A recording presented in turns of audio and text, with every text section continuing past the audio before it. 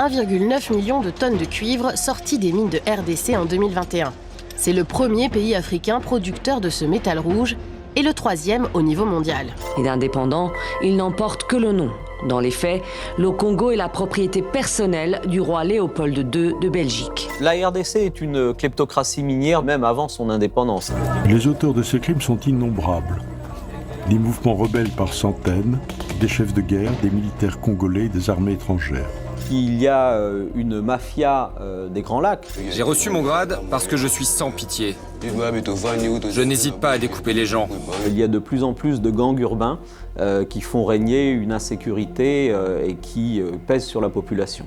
3 poids lourds de la politique et de la société civile, candidats à la présidentielle en RDC. Mais je crois que le plus grand problème, c'est la commission électorale indépendante qui n'a jamais été indépendante.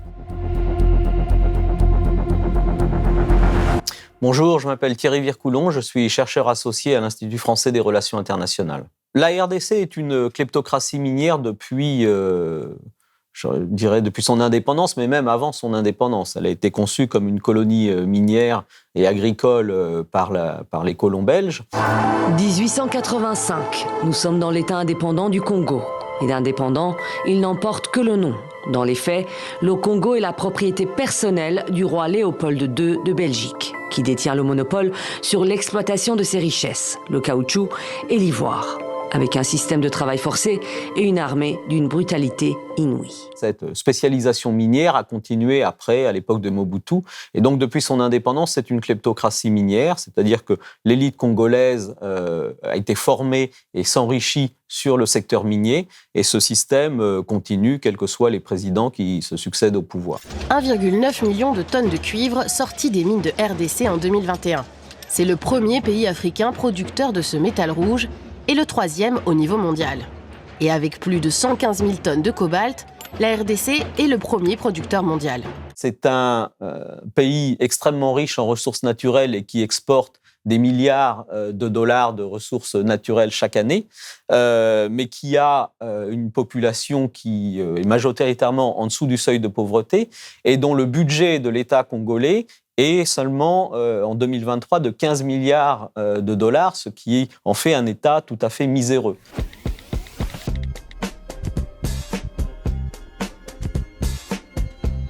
Il faut bien se rappeler que le Congo est indépendant depuis 1960 et qu'il y a eu des élections en 2006, en 2011 et en 2018. Alors ces élections, malheureusement, à part l'élection de 2006 qui était largement organisée par la communauté internationale, ces scrutins n'ont pas été démocratiques, c'est-à-dire réguliers et transparents. Les élections de 2011 ont été une véritable mascarade électorale, taillée sur mesure par le président Kabila qui avait changé le système électoral à cette occasion pour faire un scrutin à un tour majoritaire, ce qui est tout à fait inédit dans les systèmes électoraux africains. Et l'élection qui devait avoir lieu en 2016 a été repoussée par le président Kabila jusqu'en 2018. Et lorsqu'elle a eu lieu en 2018, en fait, les résultats électoraux ont été, comme on dit trivialement, tripatouillés, puisque celui qui était arrivé premier dans les urnes a été déclaré troisième, et celui qui était arrivé deuxième a été déclaré premier. Donc il y a eu un arrangement en coulisses. En conséquence, proclame élu à la majorité simple président de la République démocratique du Congo, M. Tshisekedi Tshilombo Félix. Pourtant, d'après l'Église catholique, qui avait déployé près de 40 000 observateurs, le nom du vainqueur ne correspond pas à son propre décompte. Il y a quelques jours, des documents avaient fuité dans la presse internationale. Ils attribuaient la victoire à Martin Fayoulou, avec des scores différents selon les données. Le camp du président Kabila a cédé la première place à Félix Tshisekedi en échange d'un système de cohabitation, puisque au niveau des élections législatives, c'est le camp du président Kabila qui a emporté, si je puis dire, la majorité des voix. Je confirme que l'accord a été signé devant témoins militaires, témoins politiques, et qu'après, l'accord a été validé et certifié par 3 chefs d'État africains. Monsieur Perelman, ce n'est pas à moi de vous apprendre que dans la vie des sociétés, les sociétés vivent des accords. Cet accord n'est pas un accord secret. Cet accord est un accord public, il sera rendu public dans les jours qui viennent. Alors lorsqu'il est arrivé au pouvoir, le président Félix Tshisekedi a fait des promesses d'amélioration des conditions de vie des Congolais, de développement des infrastructures dans le pays et de règlement du problème du conflit à l'est de la RDC qui dure depuis maintenant presque 30 ans. Malheureusement, dans ces trois domaines, les réalisations sont extrêmement faibles. La gratuité de l'école primaire a ramené jusqu'à 4 millions d'enfants vers le chemin de l'école. Mais un an après, les infrastructures manquent et des dizaines de milliers de profs n'ont toujours pas été payés. Autre priorité affichée par Félix Tshisekedi, les droits de l'homme. Mais là encore, pas de miracle. Exemple, ce 17 janvier à Kinshasa, malgré l'interdiction, l'opposition manifeste, la police disperse, réprime et embarque. Tous les services de l'État sont gangrénés par la corruption. Un défi de plus pour Félix Tshisekedi, le plus important. Ses opposants, d'ailleurs, font campagne sur le fait qu'il n'a pas de bilan. Et donc, en ce qui concerne, par exemple, l'amélioration des conditions de vie des Congolais, on est toujours à peu près au même taux de pauvreté de 62% depuis son mandat. En ce qui concerne le développement des infrastructures, il y a eu peu de nouveaux projets qui sont sortis de terre pendant ces 5 dernières années. En 5 ans, Félix Tshisekedi et ses amis ont pillé le pays. En 5 ans, ils ont rendu le pays ingouvernable. Il y a des territoires entiers du Congo qui sont entre les mains des Rwandais. En ce qui concerne les conditions de vie de la population, on voit que le taux, par exemple, d'accès à l'électricité a peu progressé. Il y a toujours seulement 20% des Congolais qui ont accès à l'électricité. Et on voit aussi que la délinquance s'est fortement développée dans les grandes villes, que ça soit Lubumbashi, Kinshasa ou Goma, où il y a de plus en plus de gangs urbains qui font régner une insécurité et qui pèsent sur la population. Je suis le général du gang. J'ai reçu mon grade parce que je suis sans pitié. Je n'hésite pas à découper les gens. C'est tout mon camp qui a voté pour moi. Là, on va se préparer pour aller affronter d'autres gangs. On a toujours les machettes avec nous. On se défonce d'abord et après, on passe à l'attaque. Et en ce qui concerne le règlement du conflit à l'est de la RDC, là, au contraire, la situation a empiré, puisqu'il y a eu une nouvelle crise avec le M23 depuis 2021, un mouvement armé qui est dans l'est de la RDC et qui menace la ville de Goma. Le nom du M23 vient du 23 mars, date des accords signés avec le gouvernement en 2009. Le groupe armé du M23 a officiellement repris les armes fin 2021. C'est en fait un retour. Le M23 avait déjà sévi dans la région il y a 10 ans. Ils étaient alors parvenus à faire tomber la ville de Goma, capitale de la province, avant finalement de déposer les armes. Là, loin de régler le problème de la conflictualité dans l'est de la RDC, on a une nouvelle crise qui a ressurgi. Toute l'attention est évidemment portée sur ce conflit structurel au Kivu et en Ituri. Mais le reste du pays est en paix. Et le paradoxe, d'une certaine façon, c'est qu'on oublie le reste du pays et que parfois les provinces en paix sont plus pauvres que les provinces en guerre.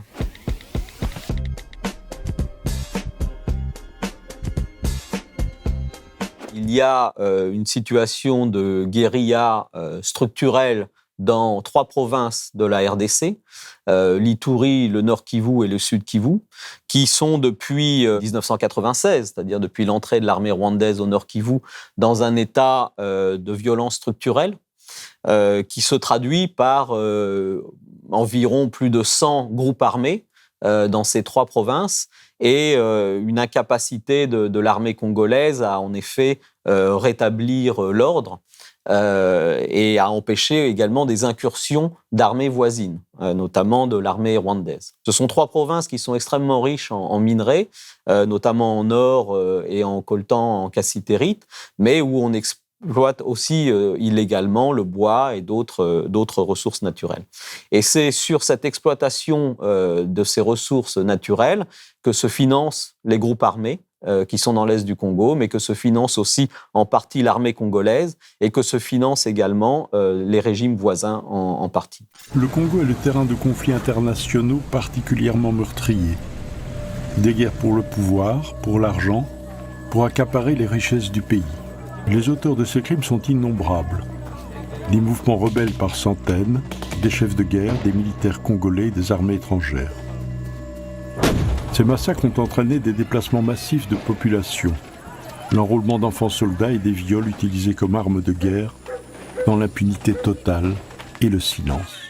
L'armée congolaise est une institution extrêmement corrompue et donc son incapacité vient en grande partie ou essentiellement de cette corruption. Et par conséquent, les intérêts financiers de cette armée ne sont pas dans le rétablissement de la paix et de l'ordre dans cette région du Congo, puisque le fait qu'il y ait une conflictualité est alimenté par leur présence dans les mines, mais et également par les opérations militaires pour lesquelles ils sont financés largement et dont ils détournent les budgets assez largement. Ce sont par l'Ouganda, le Rwanda, la Tanzanie et le Burundi que se font ces exportations illicites de minerais.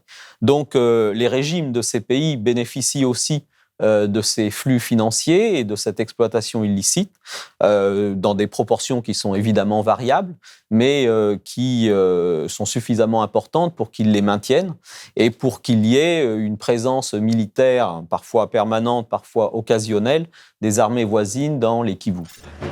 Ce contexte d'agression et d'occupation des territoires dans le Nord Kivu est perpétré par le groupe terroriste dit du M23 avec l'appui avéré en hommes et en logistique du Rwanda.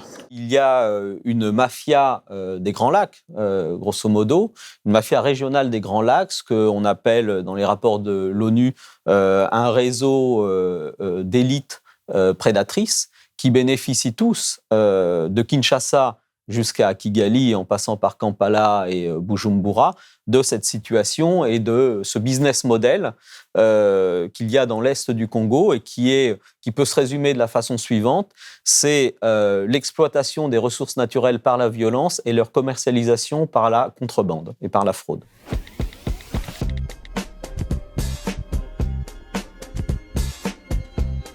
La MONUSCO a été créée en 1999 et donc elle a plus de 20 ans. Si, pour prendre une métaphore et comparer la MONUSCO à une société, je pense qu'on pourrait dire qu'au début de la création de cette société, elle faisait des profits, c'est-à-dire qu'elle a réussi à mettre en œuvre son mandat sur la période 1999 à 2006. Date de la première élection qui a porté au pouvoir le président Kabila, et qu'après, cette société a commencé à voir son rendement, sa rentabilité diminuer, jusqu'à maintenant où elle a, je dirais, une rentabilité négative, et si elle était une entreprise, elle serait en banqueroute. Novembre 1999.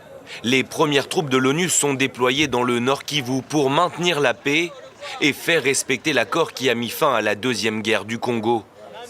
La MONUSCO, comme on l'appelle désormais, devient alors la plus importante opération de maintien de la paix de l'ONU dans le monde et surtout la plus chère. En 2016-2017, son budget annuel atteint presque 1,2 milliard d'euros. Elle mobilise près de 17 000 militaires. Après 25 ans d'intervention pour le maintien de la paix dans le pays, la MONUSCO et l'État congolais ont convenu du retrait des casques bleus de la RDC. Maintenant, elle n'a plus de rôle politique au Congo et elle n'a plus non plus de rôle militaire ou de rôle de maintien de la paix, puisqu'elle a montré qu'elle n'avait pas été capable de s'interposer entre les belligérants de manière efficace. Et je fais référence là à la réémergence du M23, le groupe armé qui avait déjà pris Goma en 2012 et qui est revenu près de Goma en 2021. Également, elle n'a pas réussi à empêcher un certain nombre de massacres qui ont émaillé ces 20 ans de présence dans l'Est du Congo.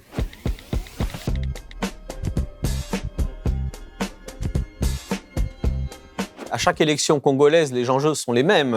C'est évidemment la lutte contre la pauvreté et le développement du pays et le règlement du conflit à l'Est. Tous les candidats portent le même discours en disant qu'ils vont régler le problème de l'Est. Par contre, ces candidats disent rarement comment ils vont régler le problème de l'Est. Alors évidemment, tout le monde est focalisé au Congo sur l'élection présidentielle. Dans cette élection présidentielle, il y a une vingtaine de candidats, mais en fait, il y a un peloton de tête dans cette course électorale qui est composé par Moïse Katumbi, qui est l'ancien gouverneur du Katanga à l'époque de Joseph Kabila, qui est un homme qui a un profil politique extrêmement important en RDC. Ils ont commencé à pleurer sur l'affaire M23 depuis longtemps. Et depuis, est-ce qu'ils ont trouvé la solution ? Non. Alors moi, je viens pour trouver la solution. Il y a également Martin Fayoulou qui, comme je le disais, était arrivé en première position lors du scrutin de 2018 et qui est aussi un homme politique qui a un profil important. Nous avons besoin d'un état de droit. Nous avons besoin de l'intégrité territoriale. Nous avons besoin de la cohésion nationale, de l'unité nationale et nous avons besoin d'une gouvernance intègre. Et puis il y a Denis Mukwege, qui est le prix Nobel de la paix, qui est un chirurgien qui s'est illustré pour son combat contre les violences sexuelles et qui s'est lancé également dans la campagne électorale et qui apparaît aussi dans le peloton de tête. Alors, il y a évidemment dans la préparation de ce scrutin un certain nombre de problèmes. Le déploiement, par exemple, du matériel électoral n'est encore pas complet à quelques jours du scrutin. Dans le quartier de Limeté, bastion de l'opposition, une cinquantaine de centres n'ont toujours pas ouvert. La liste des électeurs n'est pas arrivée. Et pourtant, tout le matériel est là. Les urnes, l'isoloir et même la machine à voter. Sous la pluie, la file d'attente s'allonge, pas de quoi décourager les électeurs. Les autorités congolaises ont demandé l'aide de la MONUSCO pour le transport aérien, parce que c'est un pays de 2,3 millions de kilomètres carrés qui n'a quasiment pas de route, donc le déploiement du matériel électoral se fait par les airs.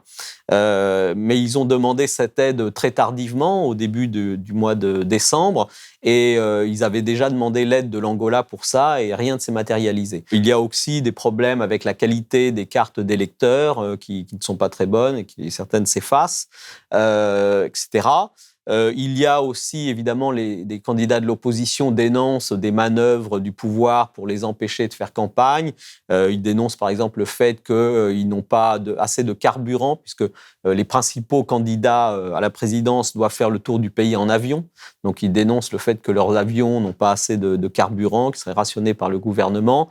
Ils dénoncent aussi le fait que le gouvernement, par exemple, est interdit à Martin Fayoulou d'utiliser le stade des Martyrs à Kinshasa, qui est le grand stade, pour faire son dernier meeting de campagne, alors que le président Tshisekedi, quelques jours avant, avait utilisé ce stade. Mais je crois que le plus grand problème, et comme l'ont démontré les élections précédentes, c'est la commission électorale indépendante qui n'a jamais été indépendante et qui est toujours sous l'influence du pouvoir. C'est pour ça que la question de l'observation électorale est fondamentale dans ce type de scrutin.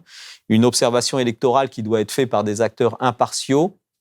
Et après le retrait de la mission d'observation électorale de l'Union européenne, on peut dire que les seuls observateurs électoraux impartiaux qui restent, ce sont ceux de l'Église catholique et de l'Église du Christ au Congo, qui ont des milliers d'observateurs qui peuvent couvrir l'ensemble du territoire et qui peuvent collationner les résultats et par conséquent comparer les résultats avec ceux qui seront annoncés par la commission électorale.